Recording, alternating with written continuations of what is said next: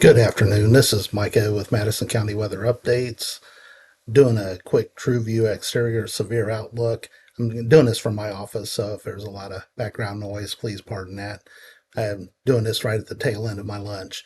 But I just want to take a look at what we've got going on over the next couple of days, as we may have some storm activity increase and maybe a chance of some severe Thursday into Friday.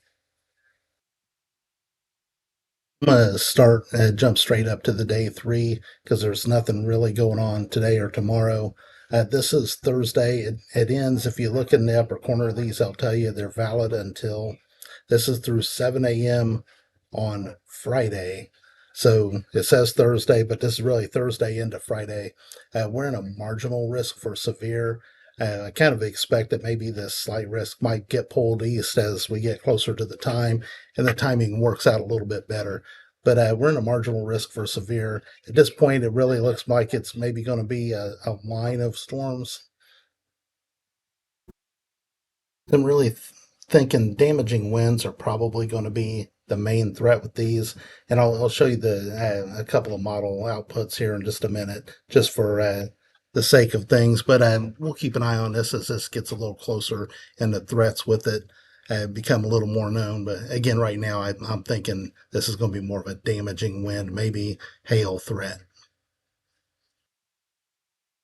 So here's a look at the European model. It's just updating. So I'm kind of looking at this with you. So we'll see what it has versus what it had this morning. But this is beginning at about 7 o'clock, 8 o'clock tomorrow evening. And you can see there's a center of low pressure that's out here. And this is kind of just going to drift up to our northwest and just kind of hang out and maybe eventually move off to the east. But how long it takes this thing to actually move and where if it decides it's going to park for a day or so, that will affect where the weather actually occurs, where the majority of the rain actually occurs, where any dry areas might occur. So there's no way to know it. It's going to operate kind of like it's not really cut off, but it's going to act like a cut off. It's just going to kind of take its time and do its own thing. So here we are again. This is tomorrow evening, and we can see this low pressure system. I'm not sure why it decided to stop right there. There we go. It's getting some lag here.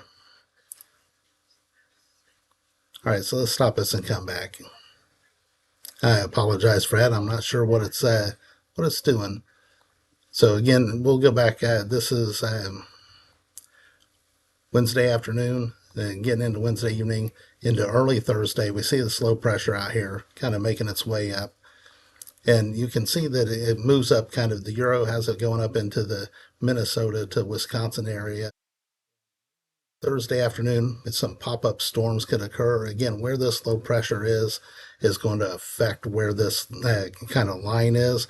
So we can't rule out some pop-up storms Thursday afternoon, and some of those could be strong if they occur in the heat of the day into the early evening. But the bigger concern is going to be a secondary wave. It doesn't really show up well here. The models aren't going to pick it up super well. But we may have a secondary cluster that can develop and dive to the southeast. That's, to me, is the bigger concern as we get late Thursday into early Friday. And see the Euro, this is by very late Thursday. It's got some storms coming through. These could be some damaging wind producers. And right now, I think the tornado threat is low. If there's going to be a tornado threat, it'll probably be with isolated storms Thursday evening. But once it kind of develops into a line, it's going to become more of a damaging wind threat from this distance. And then this begins to move on off. But you see where this low is? It's moved from basically down here up to here. It didn't really move eastward very much. So how that actually occurs is going to be a huge deal on what happens over Friday into the, you can see the Euro kind of keeps some pop-up storms around Friday afternoon, and then it finally begins to move this slow a little bit, but even into the early hours of Saturday, it's just kind of not moving super far, and the Euro is just now loading, so this is as far as it's going as Saturday morning, and you can see it's still got this low parked up over Lake Michigan.